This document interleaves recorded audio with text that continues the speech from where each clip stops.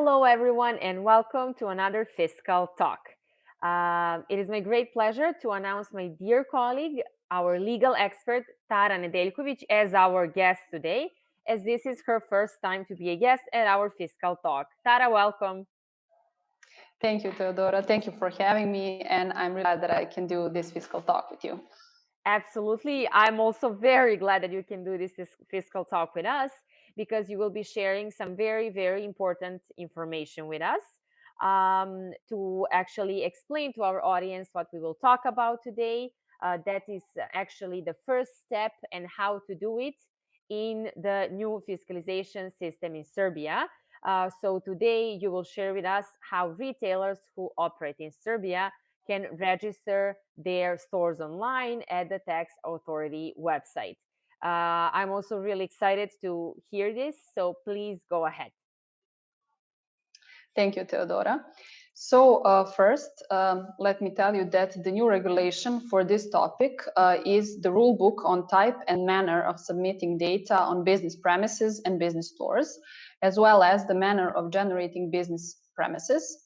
For every business premise separately, there needs to be a form filled out. So this form is called the PGJO application, and it needs to be submitted for each of the business premises separately. So you can register your store online. Any taxpayer can do so, and this is available on the tax authorities portal since October 1st, 2021. So since last Friday, you can start with the application. Also, what I need to mention is that before the taxpayer starts using any of his cash register solutions, he is obligated to submit a request for generating this unique designation of business premises at the tax authorities portal. This request needs to be sent electronically, and it contains data on business premises. So it's important to mention that for each business premise, you need to send a separate request. As for the data that needs to be in this application, here are the most important data. That is first the company tax number or TIN number, also company name and surname of the taxpayer if we're talking about an entrepreneur, for instance. Also store name, store type, which we'll talk about a little bit further. Also store coordinates, the exact location of the store that you are registering, address of the store, business type, and so on. As I mentioned earlier, there are 4 types of different business spaces or business premises that can be registered on the tax authorities portal. So the first type is fixed or stationary store. That is the case when the taxpayer is performing activities at a point of sale. The second type are the mobile stores. That is when the taxpayer is performing activities at portable places like sale facilities, movable assets, or vehicles on the field. Also, the third type that you register are online stores.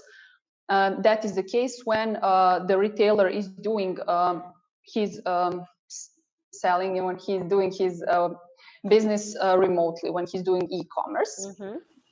And the fourth type are vending machines. That is the case when the taxpayer is performing activities through a self-charging device, the automat, the vending machine. What is also important to mention for any taxpayer who wants to register his stores is that after he checks all the data that he submitted, and when he sends that application in full, the tax authorities are going to decide on the request by a decision. And this decision is going to be sent to the taxpayer within 3 days from the day of submitting the request. And it needs to be delivered to the taxpayer as well as decided upon. And also, what is important to note is that if there are any changes of data that were sent in this application, the taxpayer is obligated to submit the changed data to the tax authorities, and this change needs to be submitted electronically as well. There is a deadline for submitting any changes in the regarding the stores, and that is no later than 24 hours before the change occurs on the field for each of his business premises separately. So these are the most important information that each taxpayer needs to know before he starts transferring to the new fiscalization system. And also this is the first step for any retailer, any taxpayer who wants to start his journey to the new system of fiscalization. Thank you, Tara. Really detailed information. Thank you so much for sharing this with us. Before I ask you to possibly show us how the website looks like, I have one more question, and that is, what would you recommend to the taxpayers? Should they start with this step one, like we said, it is step one, sooner rather than later? Meaning, should they start even before they have planned out step two? Okay, thank you for the question, Theodora. They first need to choose how many stores are they going to register, where will be the location of each of the store, and to know the important data for the stores that they are going to register. And when they have this data, they can surely start with the registration process. And since this is the first step, and it is available since October 1st. If they know that they will open a single store or multiple stores and which types of the stores that they will be, we would recommend to do it as soon as possible, because the next steps are the steps that not be taken before this first one is finished. Thanks, Sarah. Great.